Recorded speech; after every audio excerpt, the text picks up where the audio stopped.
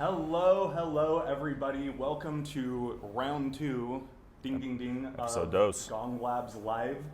Last week we did our first ever airing of this, and it was incredibly successful. It was great. I didn't know any first thing of anything could be so successful. We had, I think, around 10,000 people tune in over the course of the entire episode. We had hundreds of you commenting below and interacting with us, and we had an absolute blast answering your questions about how to have really persuasive product demos. So I want to get a sense of who is our loyal following. We've only done 2 episodes if you count this one so far, so we probably don't have much of one yet. But if you were on the last episode, just comment me below. I'm gonna be scanning through these comments afterward. I really just wanna thank you guys. Thank you so much for helping us make this successful. Again, I can't believe how successful it's been. So let's start off by recapping what we talked about last week. So if you weren't here last week, we talked about how to have insanely persuasive product demos. And we covered a lot, but there were 3 main areas of things that we covered. Do you want to kick us off on what those 3 were? Absolutely. So the 3 were, 1 is shortening the time to value, aka flipping your demo upside down, leading with the most impactful message. 2 was shorter is better. So don't try to do an hour-long demo, cut it to 15, maybe 30 minutes. And the last one was say hi, show your pearly whites, and turn on your webcam. We talked a lot about the webcam thing. We had a lot of really good questions about that. So here's what's going to make Gong Labs Live valuable for you is you implement the things that we teach you on these episodes. So if you changed your demo, or if you tried anything that you learned on the last episode on a demo that you did over the last week, comment below, tell us how you changed your demo. Devin, how did you change your demo, if at all, since last time? Luckily, I did. Some of them were easier than others, as you can imagine. So I think I've had about 3 or 4 demos since last week. On all 4, I can say I turned on my webcam. 3 or 4 only? We're not doing our job in marketing, man. We gotta up our game there. And so they went well, I would say. And I actually had one today. The first one today was, oh, I don't have my webcam on, Devin, let me turn it on. So it does work, turning it on. The other things I did were, of 2 of them, I made shorter better. So I made a very specific effort to leave 15 minutes. I had a 45-minute call twice. I made sure to cut it off at that 30-minute mark. Very nice. Felt better, felt more... left them wanting a little bit more. You know That's what? the effect you want. Yes, in the first one, the flipping the time to value, that was the biggest one I noticed. So Changes I everything. had a VP level. It was a really impactful meeting. Brought some other people that mattered, and I flipped it upside down. It was like it felt a little funny, but I trusted you, and I did it, and I felt the most engaging throughout the process or throughout the call. So I think starting at that level kept them asking more questions and continuing on. The things that are usually not as interesting felt very interesting because they were last. Excellent. So a couple housekeeping things before we get started. Today we're going to be, well, actually I'm going to let Devin talk about what we're talking about today. If you're not already following Gong, make sure you follow us. You'll get notifications every time we go live with a new episode. Right now we're doing Thursdays at 10 a.m. In fact, I would love to hear your feedback right now before we get into this. How do you feel about the weekly show? Do you like it weekly? Do you want it more often than that? Do you want it less often, like bi-weekly? Just comment below. Tell us what your favorite frequency of these episodes would be. And then I think we're good to get in. One more quick teaser to keep you through the entire episode is one of the keys to having really great discovery is going into your calls well prepared, planning what moves you're gonna make. And I've got a checklist for you that I'm gonna give away for free at the end of this episode. It's a sales call planning checklist. It's just a simple checklist that will help you nail every single discovery call. So stay tuned for at least 15 more minutes or so. I'll tell you how to get it. What are we talking about today, Devin? Today, we're going to back it up. I guess I already kind of ruined that. kind of talking. What happens before the demo is typically discovery. And so I'll kick things off and ask you, Chris, when you're evaluating technology, because you're a buyer, I'm a seller, call it what it is. When you are when you're looking for technology and you're looking to buy something potentially, and you're on that first discovery call, what are some of the habits or maybe even just specific questions that sales reps are doing that, 1, irritate the hell out of you and make you never want to call them back, and 2, make you say, hey, this person might actually know my business, and I think I'll take a demo? It's a great question. So the first thing that drives me nuts is when I feel like the seller has not earned the right to ask some of the questions they are asking me. I, as a buyer, and this is true for your buyers and your customers as well, they have to feel like it is time well spent for them to be answering your questions. They have to feel that answering your questions is somehow going to bring them closer to their dearest goals. Now, there are a lot of different ways to achieve that. Achieve that effect. We're gonna talk about some of those ways. One of them is maybe marketing did the job for you, and they came in hot and they're ready to have that conversation. But that doesn't always happen. Sometimes you get like these cold outbound meetings where they don't know what the hell you do, and you start pummeling them with this generic line of questioning, and that's the first thing that just kind of ruins credibility for me with the seller. Generic questions, and they haven't earned the right to ask me those generic questions. Got it. For the viewers, I would love to hear from you. When if you're a buyer and you're watching this, answer the question below. What are the things that you really like on discovery calls, and what are the things that you don't like? And if you're a seller, when you leave discovery calls, what do you think that effect is? Why sometimes are they really impactful? What are you doing? And sometimes when they fall short, what do you think that is? Comment below while we continue on. Yeah, I think one of the keys here is that your discovery sales motion has to be different for like inbound hot leads versus cold outbound opportunities. So like an inbound lead that's coming in, you can start asking them questions right off the bat, like what are you trying to achieve by evaluating this kind of stuff? They're already halfway baked or even fully baked coming into that call. Sure. But an outbound opportunity that maybe your SDRs generated and they set up this meeting, you've got to do a little bit of the baking yourself. Sure. And one of the ways that you can start earning the right to ask questions is spend the first 5 minutes of the call giving kind of a strategic narrative or overview of your company. So here at Gong, we've got this messaging narrative that we call the 3 pillars. And that helps people really conceptualize where we can impact their business. Once we deliver that message, now we go, okay, enough about Gong for right now. I would love to hear about you and your sales process. And if you play your cards right, if you spend 5 minutes delivering a really strategic story about your business, that helps you earn the right to ask some good questions. It sounds like starting with the narrative opens up the opportunity to ask questions. I love it. So should we dive into some ways we can ask good questions? Let's get into the tips and tricks. So a good one, and we have a Gong Labs post if you want to check it out. We're all around discovery. One of them that we pulled from is phrase your questions to get long answers. Yeah. What does that mean? Well, I think phrasing your questions, phrasing a discovery question is an incredibly underrated skill. It is very underrated because if you phrase your question right, it actually can have 2 very positive effects. The first one is if you phrase it right, you can get really long answers out of your customers, and we found that there's a strong correlation between success and getting customers to talk for a long time, much like I'm doing right now. So here's a quick tip to get long answers out of your questions. Take the exact question that you planned on asking, the who, what, when, where, why type question, and start the question with one of these phrases. Can you help me understand? Can you walk me through? Can you tell me about or talk to me about? Sure. If you take the exact same question, but you phrase it with one of those like precursors, it signals to your buyer that you want them to go in depth. Absolutely. Yeah. I think from there, once you open it up, it's also important to there's a few ways you can start a question where it will lead to a yes/no answer.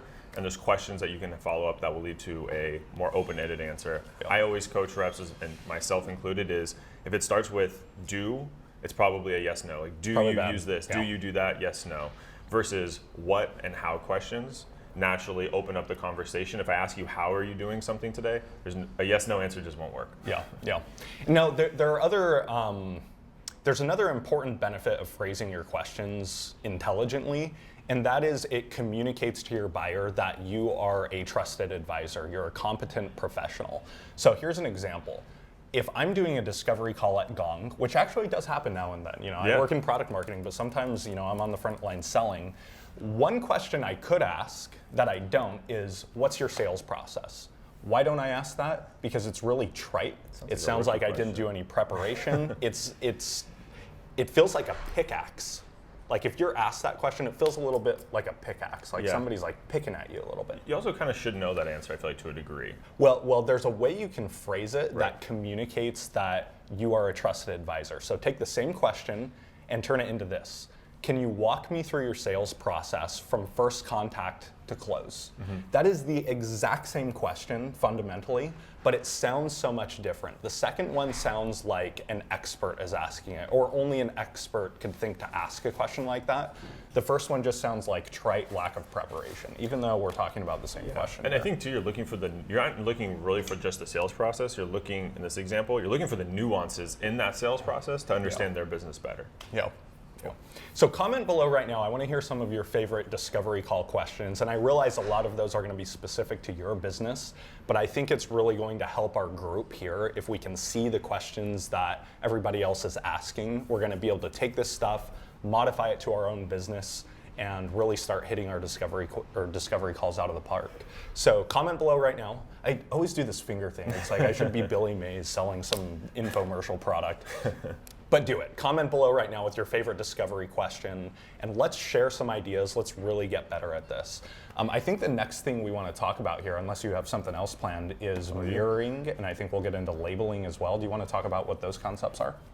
Yes, we can. And I was very tempted to try to mirror you or to label something right there, but kind of caught me off guard. So there's two different things. They come from Chris Voss, or at least most recently known from Chris Voss. If you haven't checked out his book, it's called Never Split the Difference. Yeah. I read it late last year. I was a little late to the game. By far my favorite book that I've read. Have you read it? Comment below if you've read Never Split the Difference. Just comment, yes, I've read it before. And amazing book. Sorry, I'm going to be interrupting you all day. It's great. Long. It's what we do. We hang out like this all the time. And so it was the best book I read last year. And what was really helpful is as I'm reading this or listening, I listened to the book. I don't know if that makes me a fraud. I'm an Audible guy. It's cheating. Totally cheating. As I'm listening to this book, I can hear different parts of my pipeline, right? So some deals this is really applicable to this persona, these different tactics I can use. But more specifically, what he's doing is he breaks down labeling and mirroring. Now, mirroring is almost exactly what it sounds like, which is where you take a part of something that your prospect just said, you inflect the hell out of it, and you make it into a question. Question? There it is. The other one is labeling. And so labeling is when you hear something that the prospect had just said, and you kind of tag an emotion onto it. So give me a good example, Chris. If I had said this year I'm really focused on driving down ramp time for the rest of my organization. Onboarding is bringing me down to my knees. We're trying to ramp new hires faster, but there's just so much manual work that has to go in, and our sales reps are taking forever to get up to full quota. Yeah. So it sounds like onboarding is preventing you from reaching your revenue Dude, targets. you nailed it. So remember, just capturing something, starting with it sounds like, it seems like, and if you deliver it correctly, it's technically not a question, but what you're really doing is prompting them to say, well, one, you heard me because you just said it back to me, and two, you're right on point with that emotional attachment I have to this goal, and then they're going to open up the floodgates and really tell you all about it. Yeah, the key to getting labeling right is you have to accurately label the emotions that they had expressed, and then you just stop talking and let them keep going. So again, if I was responding to the answer I just gave, I would say it seems like you're really overwhelmed with this onboarding process, and I'm gonna stop talking. And if I got it right, and you have to get it right, you have to be listening. This is like empathy on steroids. Mm-hmm. Like you said, the floodgates are gonna open, and that labeling, I wanna point out that it's probably the most effective technique I know for making your discovery calls seem more conversational and less like an interrogation. Because that's one of the things I hate as a buyer is when reps just go through this checklist of standard questions. Each one opens an entirely new thread of conversation. There's no follow-up or going deeper. But if you respond to what your buyer says to your questions with a label, and you've been listening and you've really nailed their emotions, you open up the floodgate and it's going to go really well. One of the things you and I talked about yesterday when we were preparing for this is some of the pain salespeople have when it comes to doing better discovery calls. Mm-hmm. And some of the things that I've heard in my research and some of the things that you've experienced as a sales rep is just how do you go deeper in a discovery call? How do you get beyond the surface level that's not really going to help you tie your solution to business value? Mm-hmm. How do you dig deep and find that business pain and the value? So do you want to talk a little bit about that? Well timed. We're actually working on this as a sales org right now. Something that we do is we call it the implications. So something that, using kind of that ramp time example, right? Yeah. People aren't hiring more salespeople just to hire more salespeople, mm-hmm. right? There's always a underlying goal. So for that example, start to hear if someone's challenged with something or they're trying to do something, there's usually a reason underneath that. Yeah. And so starting to ask questions, again, I like the what and how questions, like what are you currently doing? How is this working? How is it not working? And mixing in some of those labels and those mirroring will start to get you a very conversational output, but the outcome will be, hey, not only to understand your pain, but I understand why you're trying to get there. And now as a salesperson, I can really bridge that gap with the product or services that we provide. Yeah, one of the things about going deeper with discovery is if you don't do it with some form of nuance and tact, then you're really at risk of coming across as interrogative. You just keep asking and pummeling them with questions and trying to get them to go Rapid deeper. fire effect. So how do you avoid that? What are some of your tips and tricks for making, easing the pain of going deeper with your buyers? Yeah, I think the worst thing a salesperson can do is have all the right questions and ask them all right away, or in that first 5 or 7 minutes. It's just like you almost feel like you're on the ropes. You're trying to answer all these questions. You would never do that in a conversation with your friend. So why would you do that with a buyer? It just doesn't make sense. Yeah. How was your weekend? How was that last vacation? What are you doing on Friday? It's like, hey, how about we just talk about one of these things for a little while? So what I like to do, and it's kind of a gut check thing, but I try to be as personable as possible. If someone tells me something that I've heard before, I'm going to tell them, hey, I've heard that all the time, and that's something that we're really well versed in. Yeah. How are you handling that? And you can kind of go on a slight tangent if you're careful, and then you can bring it right back to that funnel, because that's what most conversations are. You run through it, you keep talking, and then you naturally pivot to something else. The other thing I think is labeling is really helpful for that, because it's not actually a question, as well as those things you had mentioned of, can you tell me more about that? Or I'm not sure I follow, can you continue, right? Yeah. And those little things of, if I had asked you what you did on Sunday, and you said you went to a place I'd never heard of, I'm not gonna go, cool, what do you got planned for this weekend, right? I'm gonna ask you about that restaurant, that thing I don't know about. Yeah, you're not opening up a new conversation thread with every question that you ask. You're asking a question that starts a thread. The buyer responds, you go a little bit deeper, you're really ebbing and flowing with what they're talking about. I know we've already talked about labeling, but I really want to overemphasize that labeling is how you make going deeper seem more conversational. Right. The emotional impact labeling has on your buyer is the opposite of what a generic question has. So a generic question, it comes across as annoying. Like I said, it can feel like a pickaxe, especially for impatient, irritated buyers.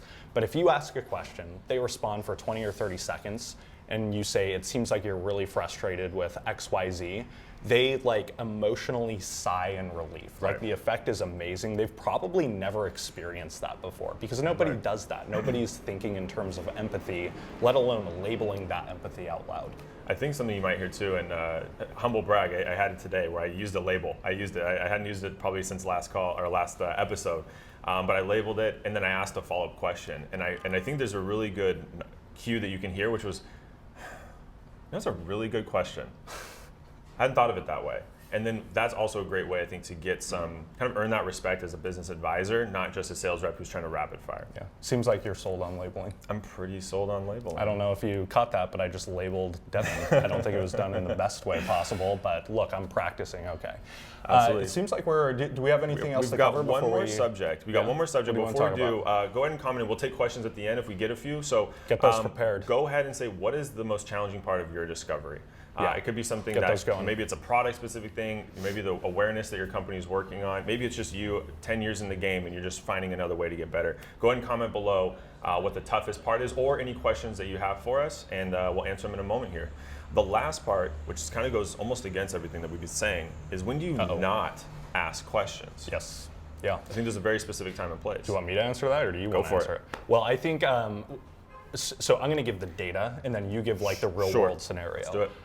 When you've been working a deal and you've been working with your champions, middle management, you've done all of your research throughout the organization, and you finally win that meeting with the C-level economic buyer, and you're coming up to the end of the sales process, that is not the time for discovery.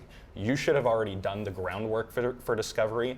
If you start asking that person too many questions in that meeting, that is what I call right in theory, wrong in execution. Yes. You're going to annoy a C-level buyer because they are expecting some sort of insight, they're expecting some sort of proposal. Right. According to our data, and never take our data points too seriously, there's correlation and more so correlation than causation at play here. But we found that there is a dramatic dip in close rates if you get into that final meeting with the C-suite and you ask more than just 4 questions. That's a tiny amount of questions. Right. Now, I think part of that is most salespeople just ask really bad questions, and so the executive is like, I don't have time for this.